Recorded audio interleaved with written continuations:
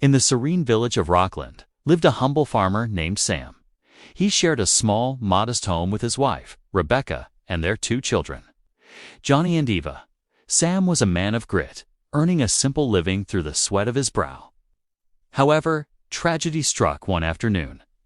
While toiling in the fields under a scorching sun, Sam suffered a severe dizzy spell and collapsed, injuring his spine. As the sole provider for the family, his sudden confinement to bed left the household in a state of despair.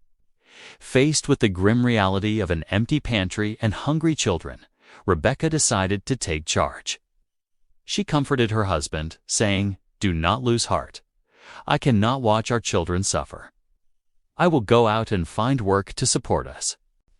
Though Sam felt burdened by guilt for his helplessness, Rebecca's determination gave him a glimmer of hope.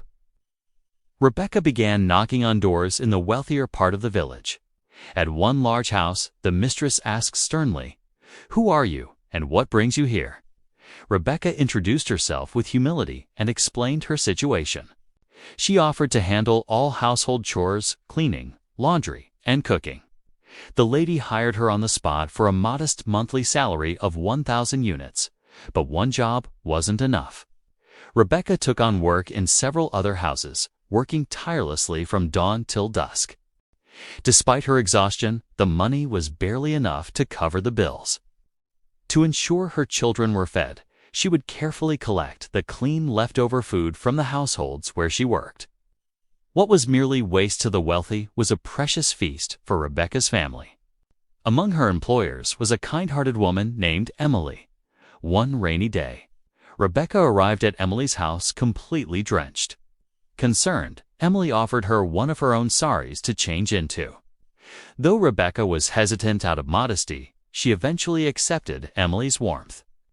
Before she left that day, Emily handed her some extra money, dry rations, and a new umbrella as a gift. Curious about Rebecca's life, Emily quietly followed her home that evening. Peering through a small window of their tattered hut, she saw the children's faces light up with joy at the sight of the food Rebecca had brought. She also saw Sam lying helplessly on his bed. The scene moved Emily to tears. She stepped inside and comforted Rebecca, saying, "You should have seen me as a sister, not just an employer. From today, I will take care of Sam's medical expenses and ensure your children go to school." Overwhelmed with gratitude, Rebecca embraced Emily. With Emily's generous support, Sam received advanced medical treatment and eventually regained his strength to work again. Prosperity and happiness finally returned to their small home. Moral of the story: dignity of labor. No work is too small. Every honest earning is honorable. Waste not, want not. Food should never be wasted, as it could be a lifesaver for someone else.